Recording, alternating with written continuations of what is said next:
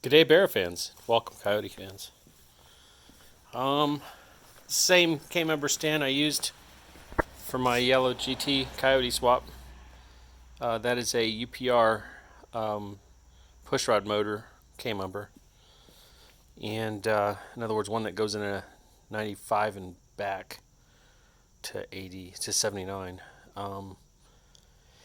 But the mounting points are all the same, and if I had it tied down the same way I did back in the day, I'd be fine. I'm probably going to do a little bit more work this time on making it easier even to put the engine in.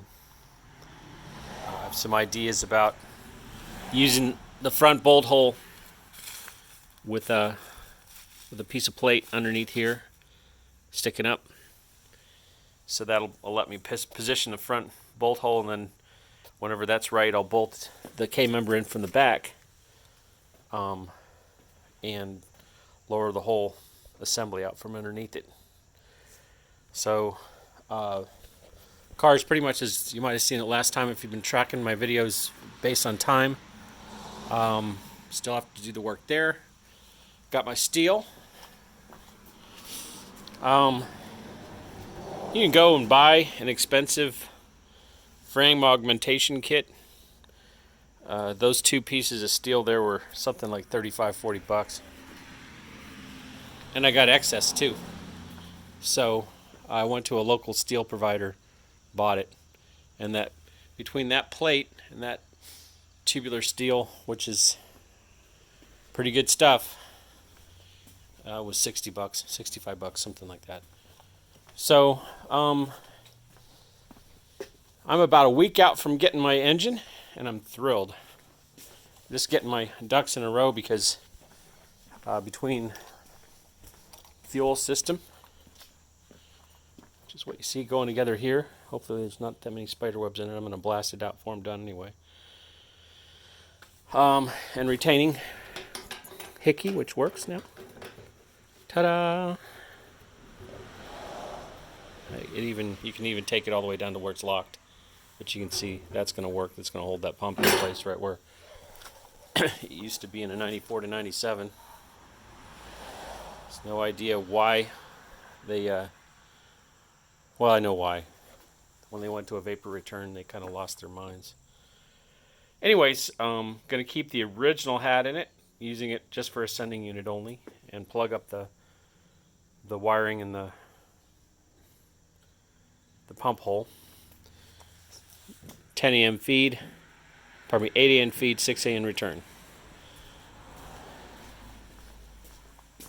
In the engine bay, comes all the way to here using the old vapor return line, which I convert from a 10 AN, because the hardline converter comes out as 10 AN to 8 AN.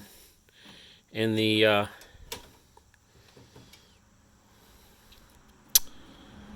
old feed line, convert that from using a hardline converter to a 6, and that'll be my return. So feed, return. You can see the remnants of the old line cut off here. You know, just have to find the smooth spot to connect it. Now, one of the things I'm likely to do once I get this thing tucked up where it belongs, watching some other people's videos, and given where the fuel is on this car, where it's going to come in, I'm likely to run the feed lines all the way across here and put the regulator someplace here, possibly mount it right to this shock tower.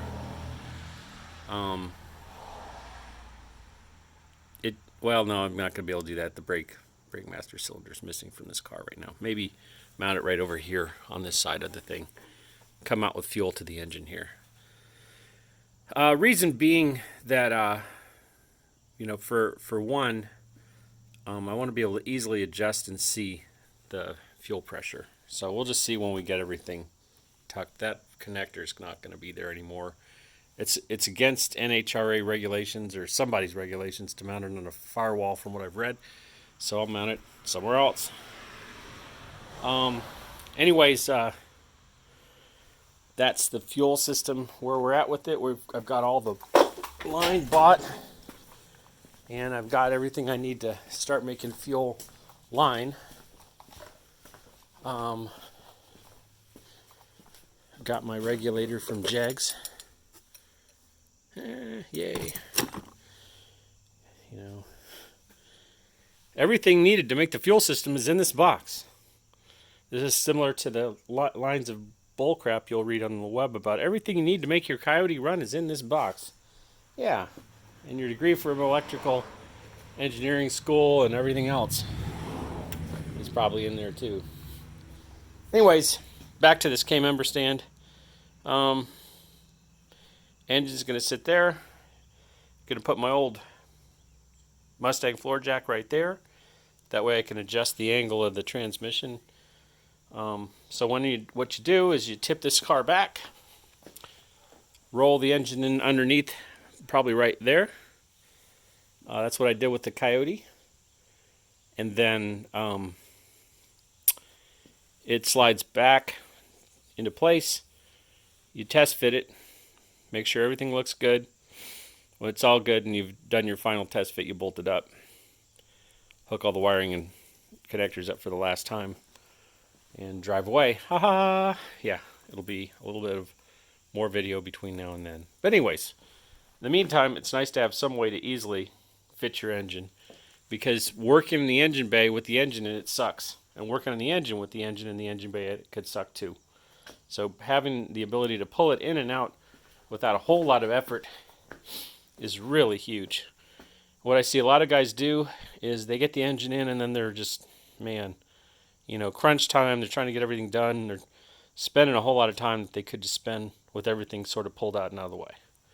So this isn't my first rodeo, and I can't believe I'm saying that because I'm just not a mechanic, but it is definitely something I really love what I'm doing here, and this is going to be interesting. So hope you're enjoying the ride. A lot of this video, again, is being shot before I even have the engine, so I haven't even posted it yet. My plan is just to stick it all up there in groups and say, if you're interested in this section of the build, go take a look, because you know, all the gory details are typically lost during a build, and they're not going to be lost online. I'm filming everything. So hope you're enjoying the ride, and I will catch up with you soon. Tell your friends.